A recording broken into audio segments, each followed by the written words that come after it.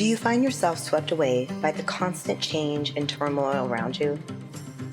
Whether personal or professional, these challenges can keep us from living a life of peace and productivity.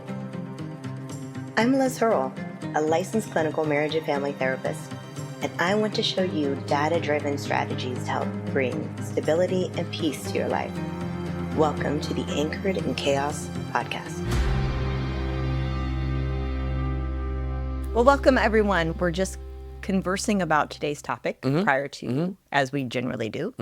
Didn't mean to rhyme there, but want to talk about, I guess what came to my mind for me when wanting to discuss this is an individual perspective. That keeps kind of bouncing around in my head. Now tell them why. Tell them how this was fostered. How this came to be.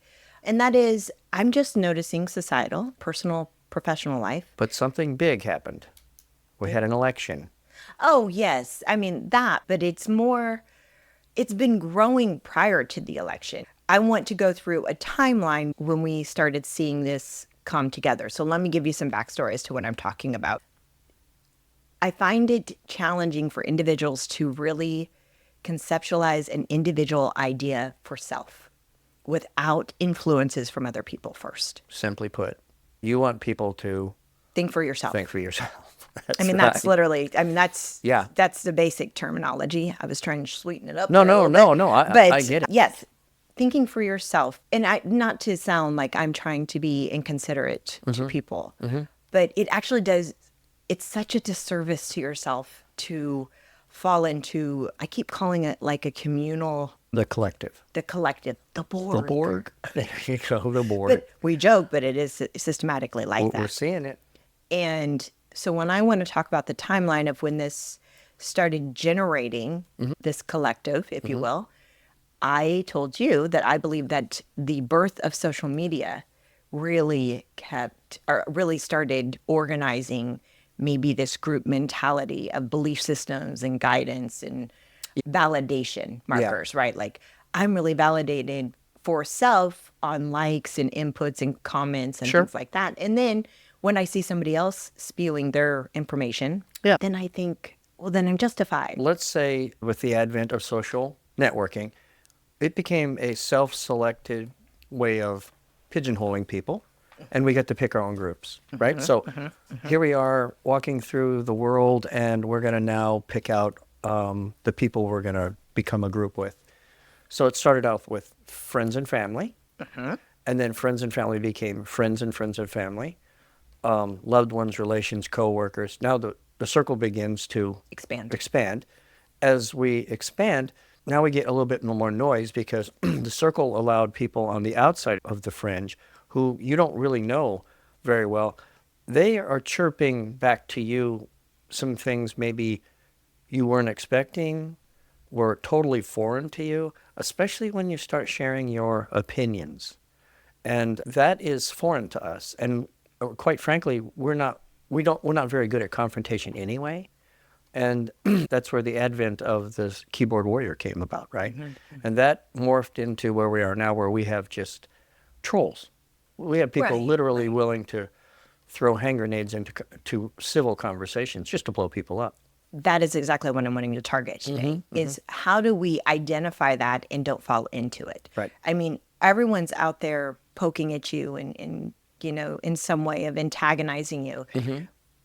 If you were to step back and say, how and why do I let this get to me so much or activate me so much? So much so to a mental health decline, to, a physical fitness, not just fitness, but your physical stress is killing people, literally. Your physical well-being is impacted by your mental baggage. Yeah. And now that spills over into your closest relationships, your communication skills, your work. It's dangerous. So when we look at the development of Facebook.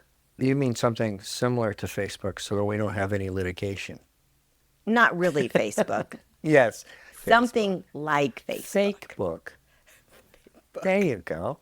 Specifically Facebook, but a social media platform. Social media platform. When it was in its development, we'll just hypothesize. Yeah.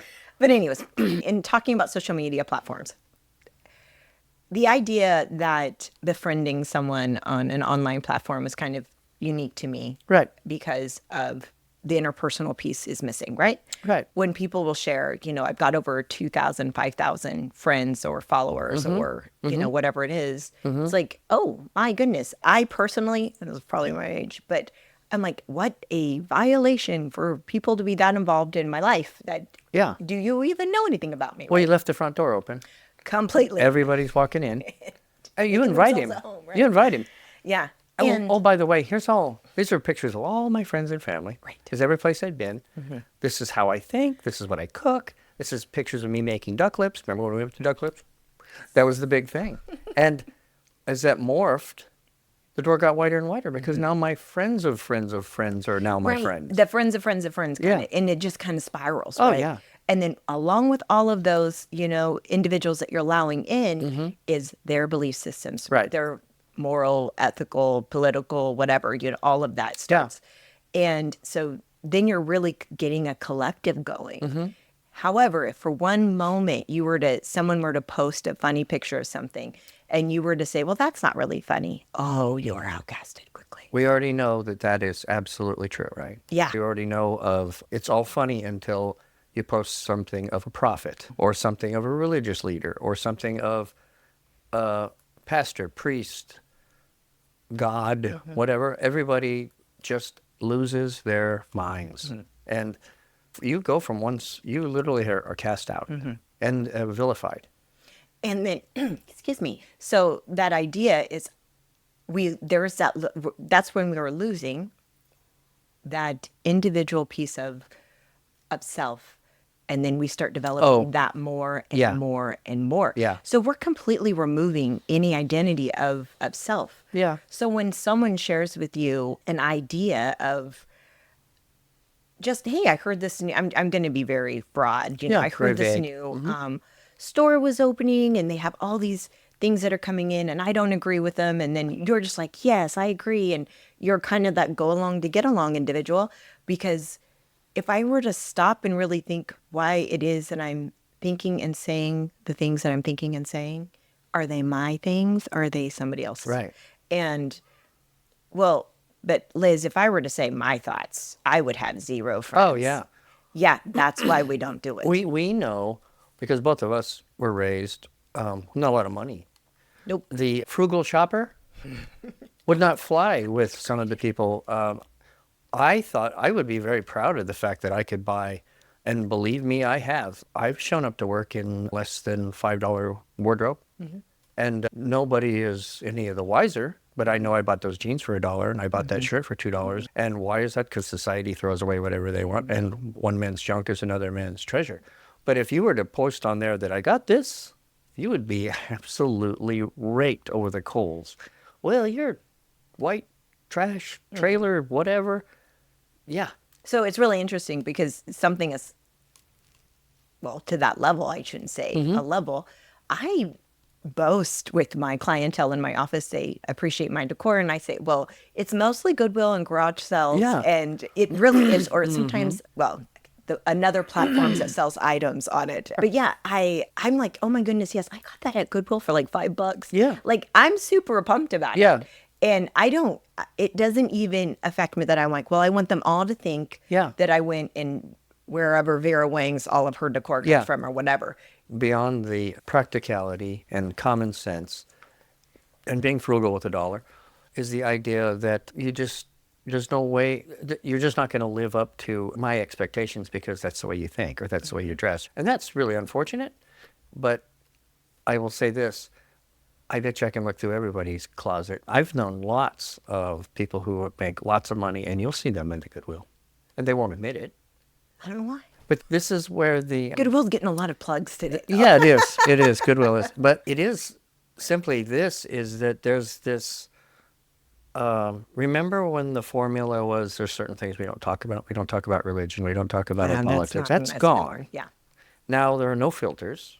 And then we talk about everything. The problem is that now those topics have become a taboo, and they've been driven so deep that the taboo around them is if you have an opinion and it doesn't evolve in the way that I like, that is an automatic. And it's big enough on that singular topic that I will excommunicate you. Yep.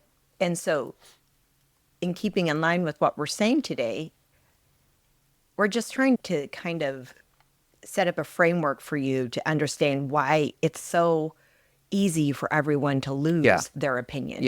And not even your opinion. It's not about that. It's yourself, to lose yourself, to offer compassion and grace in that, because society and maybe family systems or whatever have set you up for this. Now it's time to have some recognition to it. And the action of that is a lot harder. It is. In saying, well, I just can't go around saying what I think. Actually, you can, but we do need to be aware of what the outcome of that is. You know, I have at times a very direct and assertive approach which is, my girls like to give me a hard time, like I'm a pretty good dude because of the fact that I'm in that, I would guess, demeanor. And I'm like, I don't want to be that. You don't want to have to be. We all have to be able to be direct and not soft. And that's right. You have to be able to go for. But to question that, Liz, I would just say, why do you, this is where my opinion, as are all things with mine, you can fact check me or leave the room. But in these things where the feminist believes we need to be the stronger, and why do I need a man? And why do I need a partner? Why? It's because we're not supposed to do this alone. Ideally. And quite frankly, the threat of combat in any way, shape, or form, especially physical, is not one that I would ever wish upon a woman. Now, it's one thing to have some conflict, mostly topical or in conversation. It's another to have a physical threat. But frankly, making day-to-day decisions that are tough, they need to be brought on by, I think, the people of our own gender and our own sexes, fathers to sons and mothers to daughters. And in that, to combat this collective thought where I go along to get along, it's really dangerous. And you are quite literally freely giving up not only a freedom, but something that's uniquely yours. And I reserve the right to be uniquely arbitrary in any way, shape, or form. And that takes a bit of strength for your children, the people that you may mentor, or perhaps they're subordinates to you, to understand that there has to be a certain amount of strength and discipline for those things to occur. Means that you have to have your own fortitude and strength to say, what I said, I stand by. It's not meant to harm you. It's not meant to harm anyone. It's really just to let you know a little bit perhaps about me, but maybe I'm offering you some advice inadvertently that you can come back and talk to me on another day. We know collectively through the internet and these social networks, it hasn't been working out like that.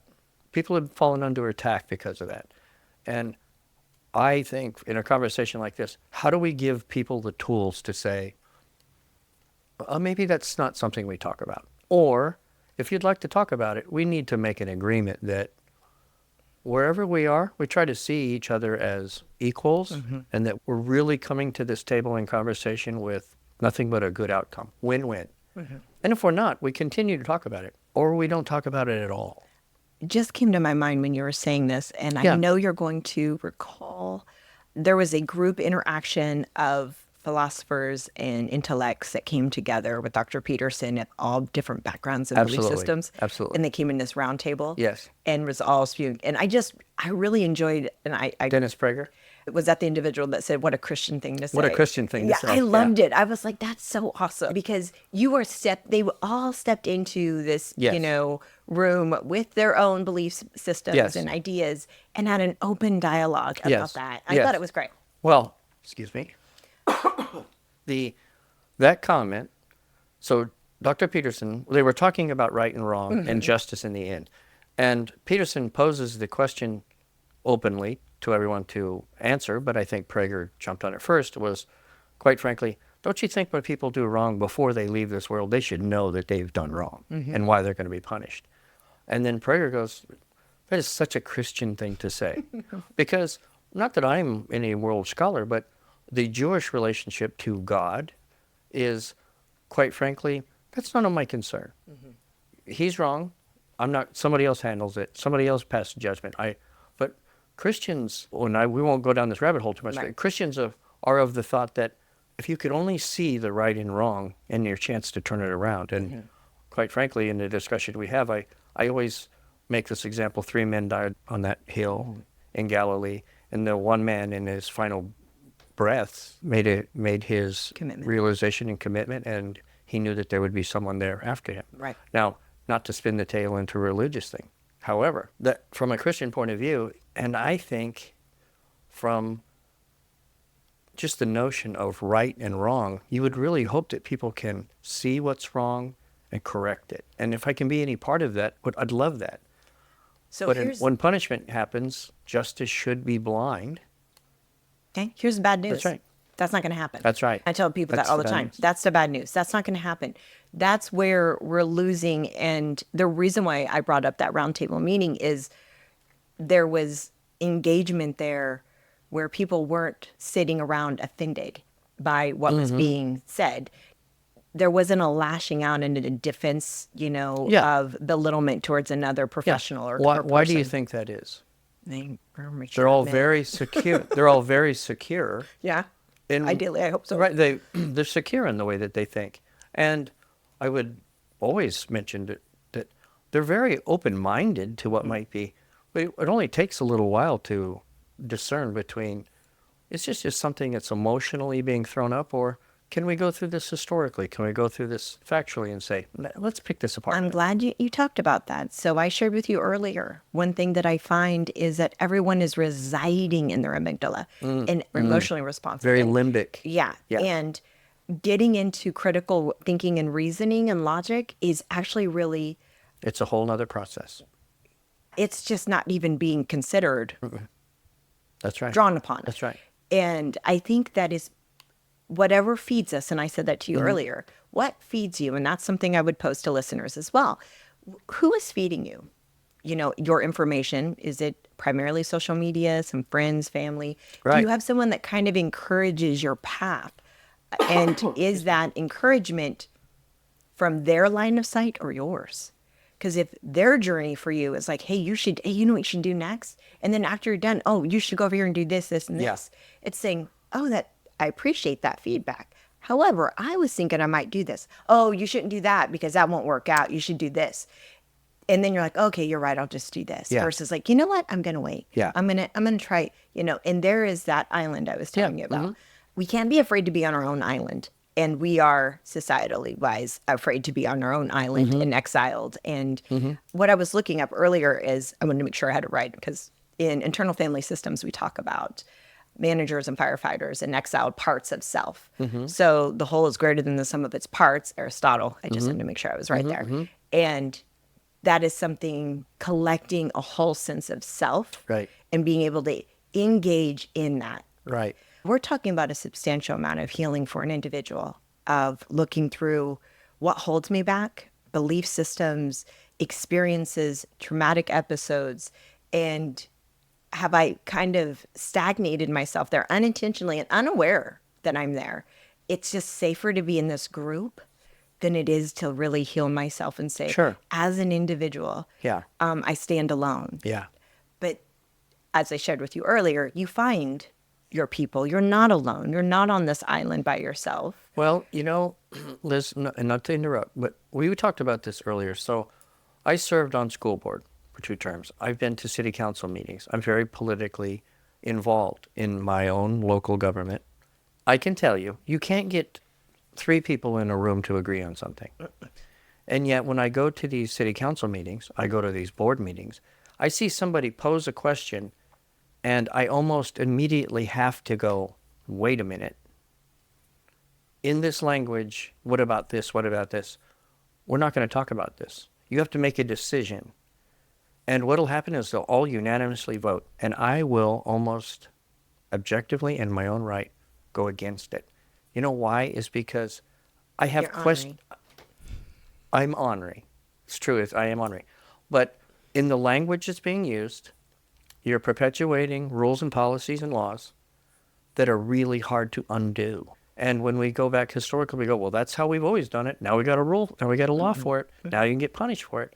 You know what? If that had just been, if the comma had been moved over, if it had been more inclusive, it had been more exclusive, it would have been a better law.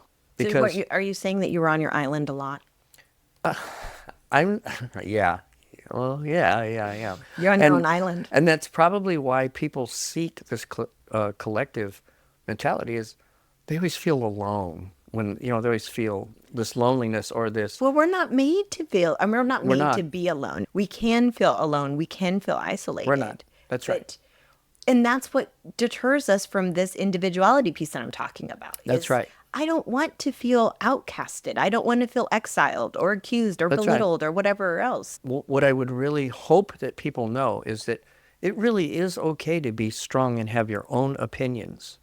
And that there's lots of people who, as managers and leaders, they're a bit abrasive.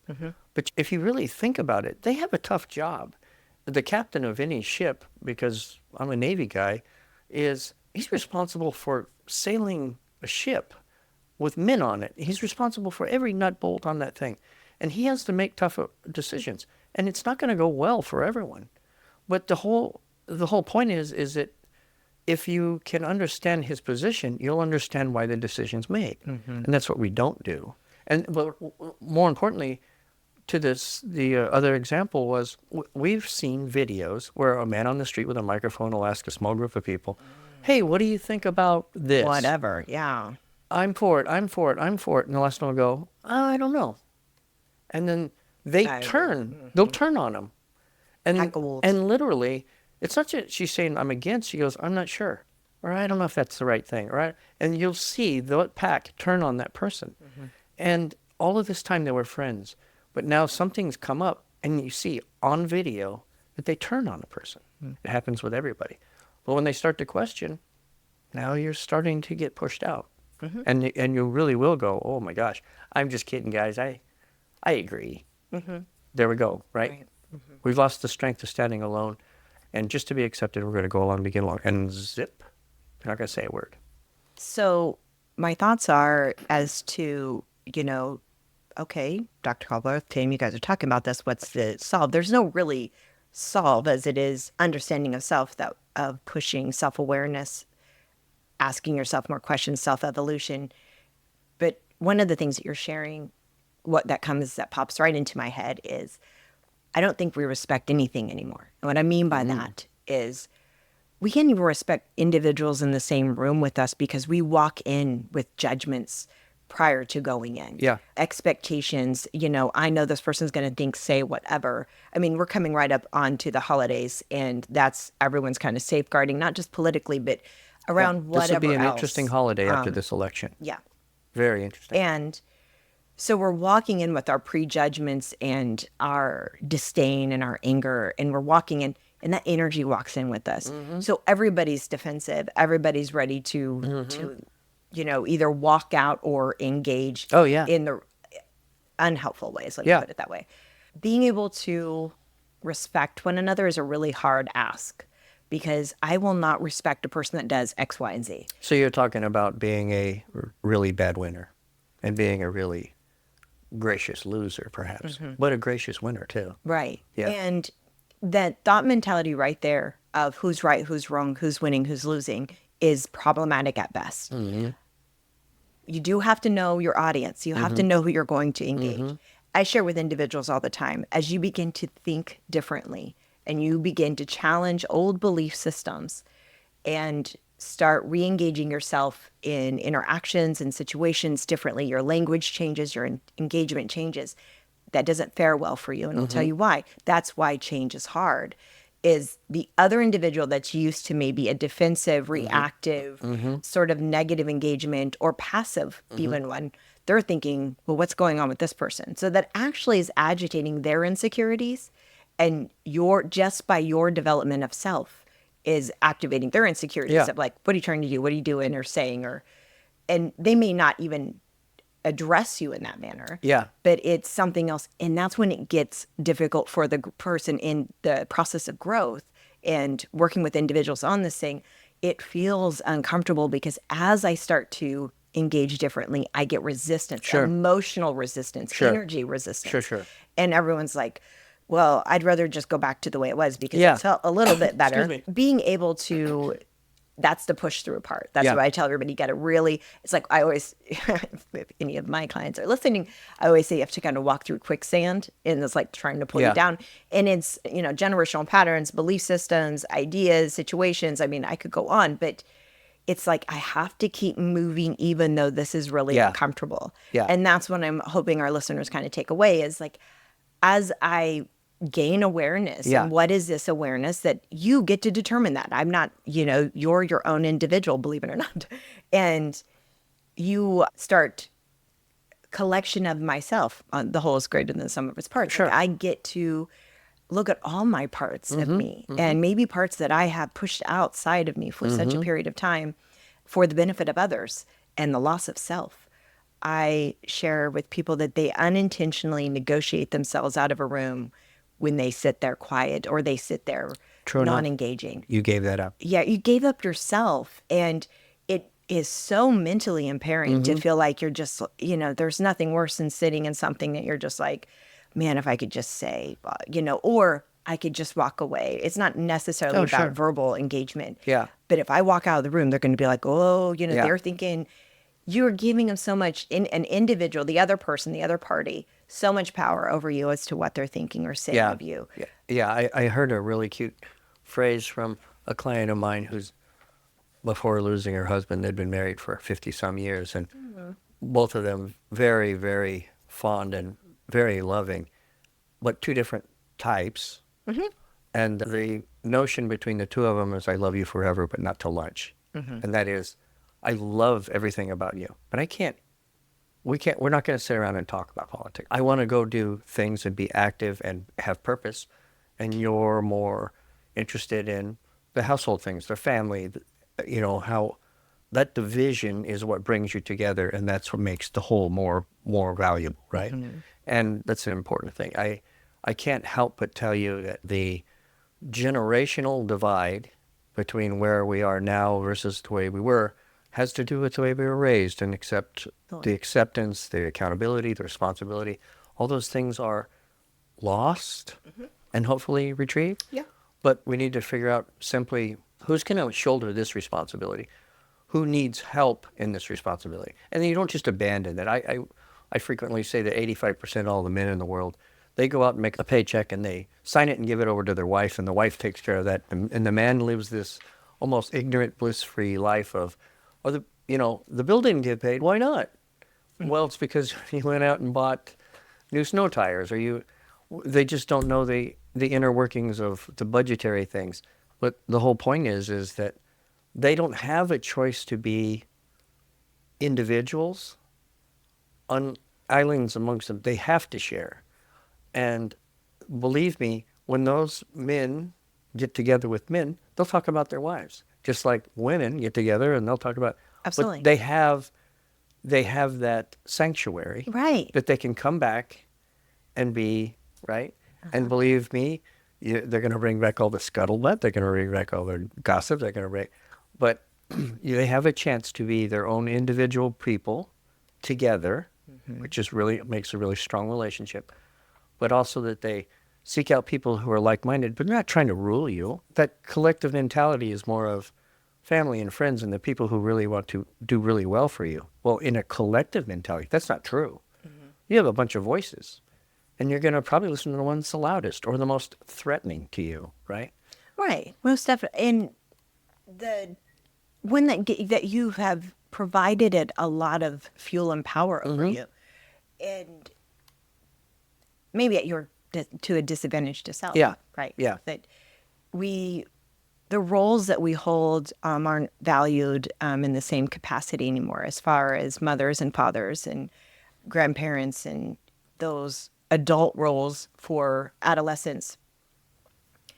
We all, I'm sure, have seen appalling behavior of adolescents or young adults talking to older. The disrespect. It's appalling. It's unimaginable. I would have no teeth in my mouth. Yeah. But anyhow, and it was just in saying that, like, I wasn't raised in an abusive home. Like, it was Exactly. the idea. Like, That's the idea. It was just they had the looks. They had you just knew your lane. I specifically and very carefully use that word respect.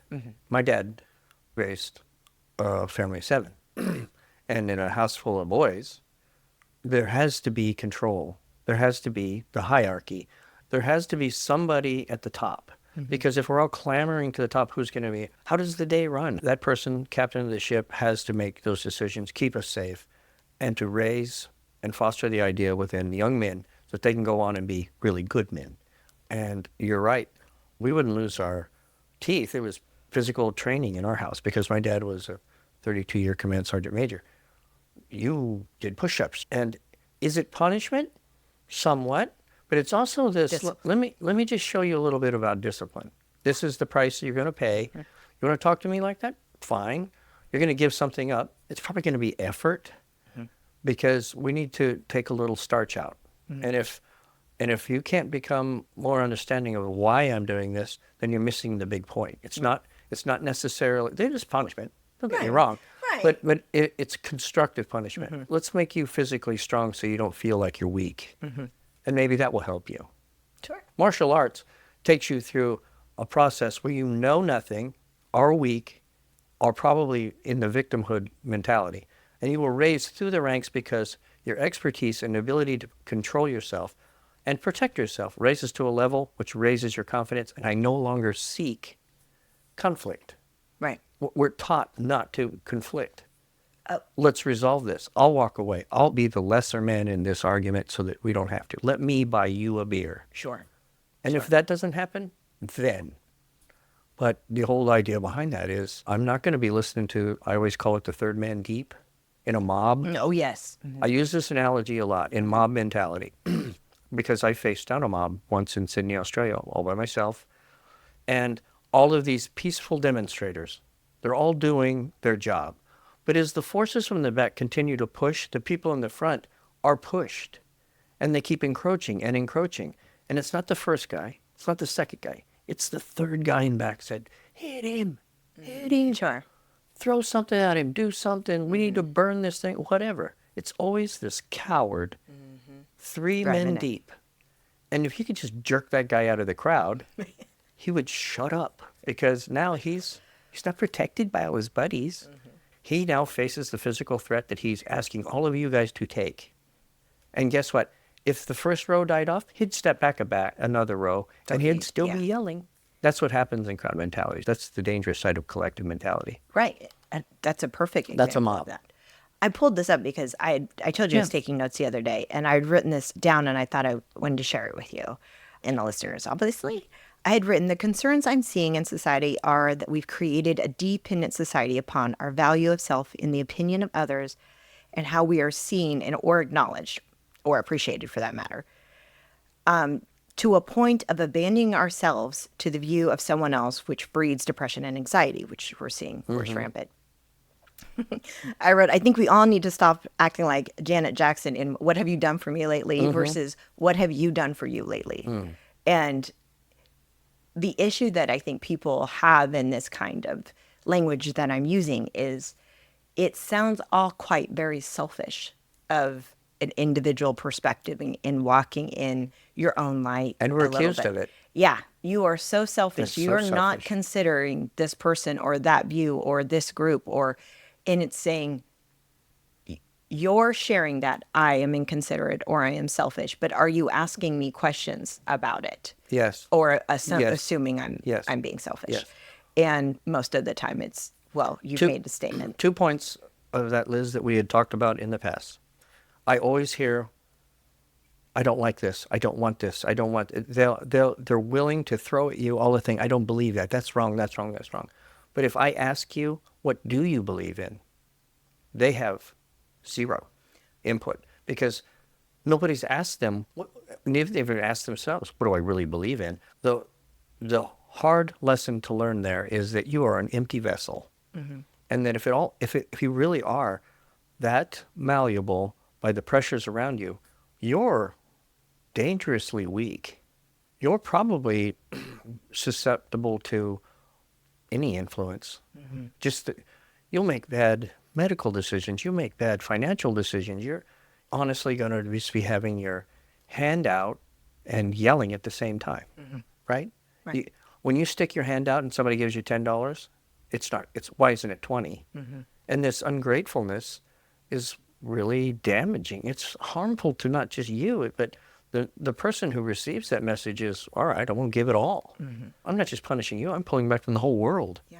And that collectiveness doesn't just damage you, it just damages a whole circle of people. Sure. It's sad. It really is sad. Well, and when I hear you say that, all I feel is empathy for individuals, because we are all collectively, or individually, I should say, created from our environments and our family systems and our belief systems. When you're engaging someone, are they able to receive you in this interaction? Do they have the skill set? And this isn't about intellect. This is about some emotional awareness and opening vulnerability up here. Can you really receive, can you authentically hear me with this general engagement that I really want to have an open conversation? Can you receive me?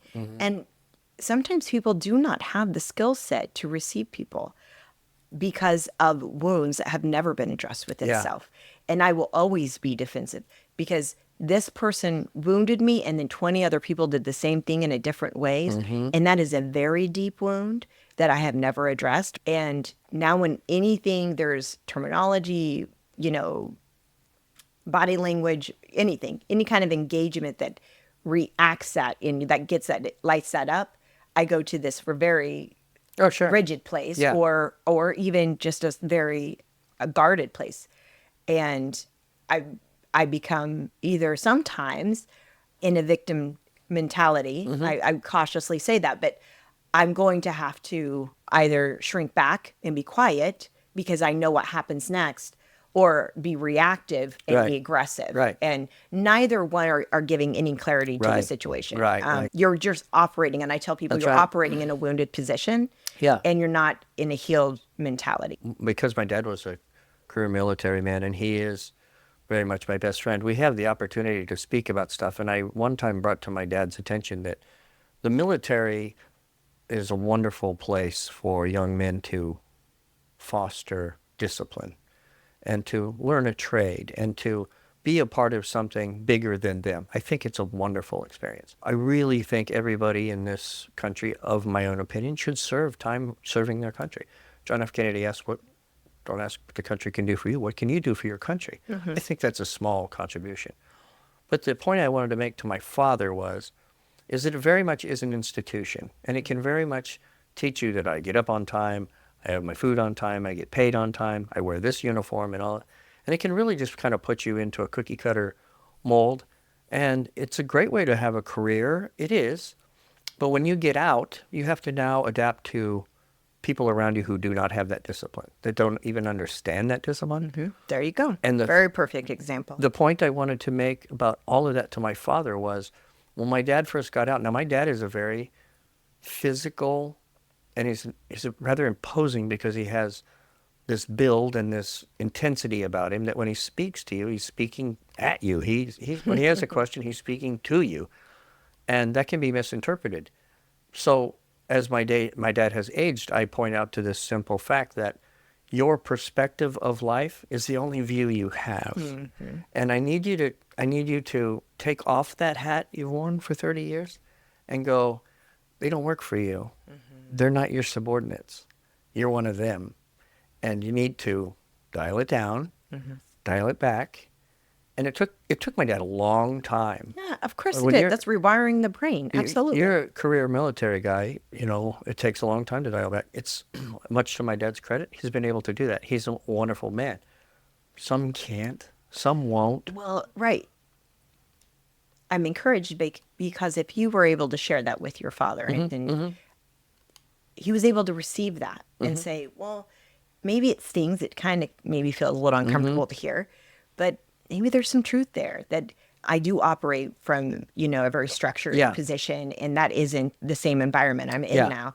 And I have to reevaluate that and do something different. And I don't know what that looks like, but I'm willing to at least reflect in it and try and build something else out of it and start engaging. Which brings me then to the second point I wanted to make, and that is, Liz, you and I both possess the ability to I'm going to say something to you. Maybe it's something that continues to brew up in our conversation, or some topic that we each get a little prickly on, or I don't really feel like we're getting to the root of this. But in our relationships that we have between you and I and people around us, I am constantly telling myself, if I feel like I'm not going to be well taken, or even that my intentions are good, I preface myself. That happened with my father. And that is, Dad, I just want to tell you something about, this is what I've noticed in life, or this is how I notice when people react to you. And I'm not sugarcoating, but I'm preparing him for something that, I don't know if you're aware of this or not, but I'm just going to make you aware of this. I'm not attacking you. This is how it is. You could go your whole life and never know this and maybe never care. But perhaps if we're holding each other responsible and accountable, especially for Christian men, would say, I noticed that you do this, and that people get a little upset about it. And I said, have you thought to yourself for just one moment, is there a better way to do that? And most importantly, are you right? Because rarely are we 100% right. Right. Surely we're missing something in a quality that we could probably soften, or I don't even have the answer to that. But if there's something we can improve, that's what we should be trying to do, is improve. So we're talking about two things here, and I want to clarify that for a minute. Because Yeah. when I hear that, I want our listeners to hear that, well, now you're talking about taking someone else's insight on you. Yes, at times. If someone is challenging you to look within self, not to look onto their opinion, but for you to look within self. And that differentiation is kind of tricky because you have to develop that. Most people, we're not taught this, but this is all a lot of new information that's come down for the last few decades. And it may well be interpreted as an attack. Right. Yeah. But I'm talking about that individual perspective. When I hear that insight, can I take that in and develop self there a little bit on my own understanding of who I am? And That's a great point. then I can say, I do feel a little misunderstood here or misheard. And we have to get to a point at some place, I don't know, societal or, relational, that you may never be heard the way you want to be heard. Very And true. the more you yell it, the more you are aggressive with it and, grandstand on social media or whatever else, and you're like, I'm going to drive my point home, and then never get that validation, you're living a pretty miserable existence. Definitely a lonely one. Yeah, that's what I'm saying. And it's so unfair to yourself to do that. Don't do that. That's like, don't do that. Don't stop it.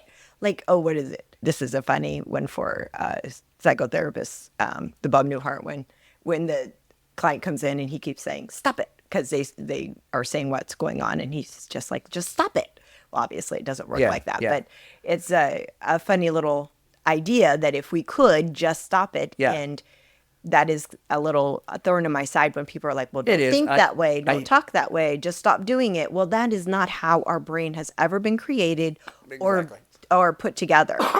So when I talk about generational belief systems and understandings of yourself, that is a neurological wiring of your brain. And so to just stop it, quotation marks that you can't see, is not possible. Yeah. You literally have to make a new neurological feedback in your brain to think and believe and walk and talk differently. Yeah. So when I Absolutely. said to you earlier, of course it took a while for your dad, but the fact that he took in some information and started recalibrating maybe internally and saying, hey, all right, let me look at this. Ideally from his self perspective, moved in that fashion. Yeah. And again, it's not necessarily that it has to change, but don't beat that drum so hard. Right. Maybe just make a point and move on. I've seen that from the pulpit, and I think that it becomes a bit of a joke, especially among Christian men, especially my affiliation, is people who continue to sin. You just got yourself out of that trash, and now you're rolling around in it again. They'll always go, don't do that. Okay, well, gosh, if I could just stop doing that, I would have a long time ago. This extends right into food and everything. Absolutely. It's Absolutely. a big one. That's another big one. Every one of our, every one of the vices, or we may interpret it as vice, is there's a circle over there that says it's just fine, right? Liz, if I haven't explained, I do part-time work in a casino. And my part-time work, it is a psychologic zoo, and I love it, right? Because I see so many, but there are people who absolutely love it, and they have a handle on it. There are people who come in there, and that is the last place they can be. And when you see them walking through the door, you're like, ugh. Yeah. Because I guarantee you, they're not paying something they should be paying. And it went into that machine, and they didn't get it. Now they're out there kicking rocks. And it's tragic to see a couple come in, and they're all loving, and she's sitting on his lap, and they're gambling together, but they don't leave that way. They don't leave that way at all. Well, and and it's hard. we are all searching for validation. We're all broken. I've said that a million times. We're searching for validation. We're searching for comfort and love and tenderness and kindness. I just shared that with a very close friend of mine. And I said, this person engages you at the capacity of what they have for you. Yeah. And offering grace and consideration and empathy to that is really hard when you're the one being wounded by their actions. Yeah. And being aware of that is everything. It's not scapegoating them to say, well, they just didn't understand, so it's okay, which is a societal push. No, that's not okay. It's with the information I have now, I know this is how this person engages in talks and loves, if you will. Yeah. I get to determine how I reciprocate now. Yeah. It's going to look different for me because I have to safeguard myself a little bit and know how to engage with that person now. And that's the expansion of going right back to what we're talking about of self. It's really, really hard to make those defined lines because it makes you feel sometimes cruel or mean or cold. I told you, I get accused of being cold a lot, which is fine. I mean, I know me. I know I'm not cold. I know I'm not those things. The representation of that, if anyone were to share, hey, Liz, I felt like that landed a little, icy. Oh, my goodness, thanks for letting me know. I'm like, I will take the opportunity to share. That wasn't my intention. And I will be happy to repair that misunderstanding. Yeah. See, and I think that's just it. It's just a misunderstanding. Yeah. And I'm not... oh my goodness, I'm so sorry. I always do this. I apologize. And then fall over my own apologies, right? Yep. Because then I'm really apologizing for myself when I'm like, but you never really meant it to be that way. Why are you apologizing for a misunderstanding? Yeah. You're apologizing your whole self for a misunderstanding. Right.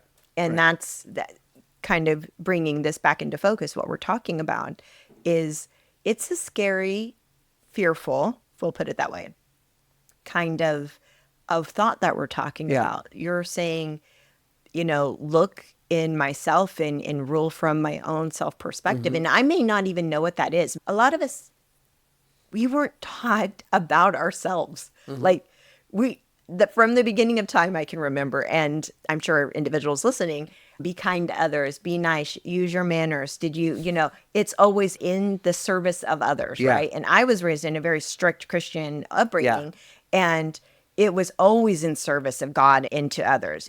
I don't think we ever talked about ourselves unless you were a dying heathen, which was most of the time. But I mean, other than that, it was always in service to others. Now, what I've done, and I've had the opportunity to grow and learn both spiritually and as just a person in my field, that is not at all. You have to consider yourself. You are absolutely worth something. You're important. You're valuable. Your insight, your outlook, all of those things are very, very important. Yeah. And the fact that we just disregard that is unfortunate. You've heard me say it. I've said it to you. And as a caregiver, you're no good when you're broken. You're no good. You have to be able to be strong enough to have your own ideas and be able to convey those ideas. And if you fall on your face, try again. If somebody got bristled by it, you can always go back and say, I said something to you the other day. I want to make sure that if they're cool, great. If they need more clarification, great. Do it. Tools, you need to seek out good mentorship. You need to seek out people who are able to live lives where they just seem very stable. And as you explore more and more of their lives and their friendship or relationship develops, you need to follow their path. And the very best way that's ideally unique to you from them, but the thing I want to say about the way that we were raised generationally, our mothers will always be there to hold us, right? You played football and you're the littlest guy and you always got wiped out, but your mom would hold you and that's okay, honey, you can do anything. And then after 6 years of this, you go run into your dad and your dad's probably going to go, maybe football's not for you. Right? Now that isn't... I don't think we do that anymore. That isn't... That... You're right. I know. We don't do that enough. Right. There's something you're going to suck at. And you're not built... I'm 5'5". The NBA is not calling for me. I gave up that dream a long time ago. Oh, you just But wanna- the whole point is you can have dreams, and I don't want to spin off in too much, but be realistic about it. And that's what I reasonable. want, is a return to sanity. And that return to sanity is you. We're all individual people, and we can come together and matter. we matter. We matter as a nation. We matter as a community. We matter as a family. Being the grumpy old man on the end of the block, he's probably more misunderstood than being wrong. Which is what I was sharing earlier. Yeah. It's 90% probably misunderstanding. Right. And if we can just learn to critically think more in a little less emotional response. I know everything is very emotional nowadays, and just having a gauge on that. Why I always have individuals think, why does this bother me so much? So I use this a lot. And as we're wrapping up here, I just want to say my closing thoughts are this. So we've had a lot of conversation today about this. My encouragement to listeners is that you become an investigator of self. So what I mean by that is when things start landing on me, first off, there is so much science to pen and paper. I literally have that, you as well, and how we retain knowledge and how we grow. We're not utilizing that enough with our technology. But man, this happened at work the other day, and it really kind of bothered me. And I don't even know why. I was like, what can crawl up my rear? Write it down. And it's not about brooding over it. It's about reflection of it. What is it about this encounter that bothered me? Did I have a bad lunch? I mean, it can be something small. If it's impacting me enough, then I have to start looking at it and saying, all right, this is a repetitive thing that's still formulating something within me. And I've got to kind of see and resolve, because I'm in charge of resolving that. No one else is. Yeah. And so self-accountability, right? I'm in charge of resolving that, versus this guy every day comes in and does this. Okay, fair enough. That could happen. However, I'm only responsible for me. I can, I have to look at my actions in this. And so become an investigator of self. And I thoroughly encourage everyone to utilize psychotherapy and growing with itself. Pay attention to where you get your feedback from, who's encouraging you, what are they encouraging you? Do they ask you what you think about you, which is a real strange thing. I mean, I'd ask you to consider that very same thing. When's the last person that's a pretty high-valued person in my life has said to me, what do you think about it? Not what do I just think about it? What do you think about it? That might spur some thoughts there too. That's good. That's very good advice. I like that. There's an acronym, I think it's HEART. Are you hungry? Are you angry? Something, and you're tired. I can't remember. When was the last time you ate a meal? Right. I mean, angry. And we know as, bodybuilders and athletes, when you're on a diet, you're not the friendliest person in the world.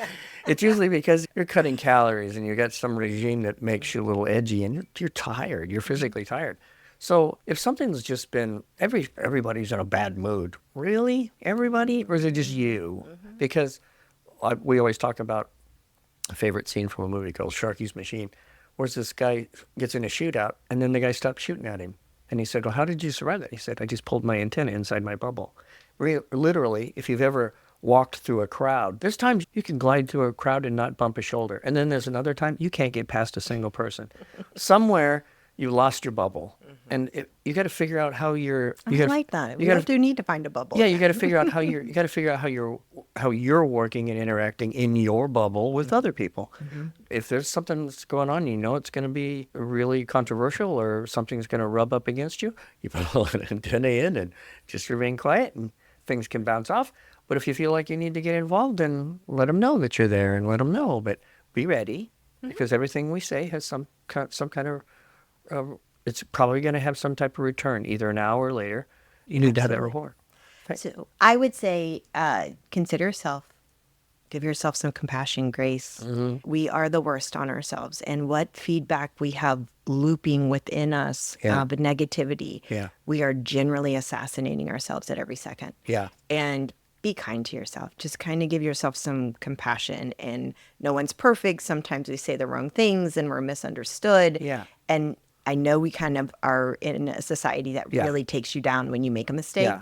And just knowing I just make mistakes. Yeah. And I'm not trying to Absolutely. not accept that I made a mistake. I made a mistake, but you harassing me 25 times Yeah, over right, it, right. no thank you, I'll pass. Right. And I will touch on it one more time, and we've done this plenty of time, Liz, is that if I say something and a couple of days later I'll go, maybe I'll actually ask you, well, I said something to you the other day, how did you take that?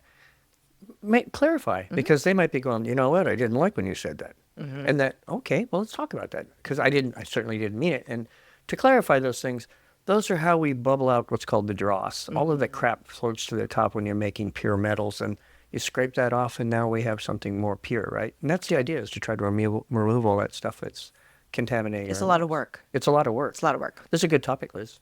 We could Thank probably you. talk more. We will always go into this more. This is an evolving conversation. I just wanted to provide listeners, especially, I think this is another great episode Yeah. that to kind of hang in your mind as you're moving through the end of this year with the family and friend involvement with the holidays. There is no better time to start looking at yourself than now. Absolutely. And I want to end it more with the tagline I've always had, and that's take care of yourself. And when I say take care of yourself, I mean it. It's not just you in this world. There's other people depending on you. And if you're a caregiver, it's so important that you take care of you. Yep. But we're all caregivers, essentially. And Ideally. be nice to the people who might be taking care of you. We got to think about that, right? That's true. All Well, right, thanks Liz. everyone. I appreciate you Absolutely. guys listening. Always, please go in and look at our social media, Facebook and Instagram, and and maybe put some comments out there. We are in the process of rebuilding anchoredinchaos.org. So I will let everyone know when that is back live and working, where you can also go there and write reviews as well. Thanks, everyone. Bye, guys.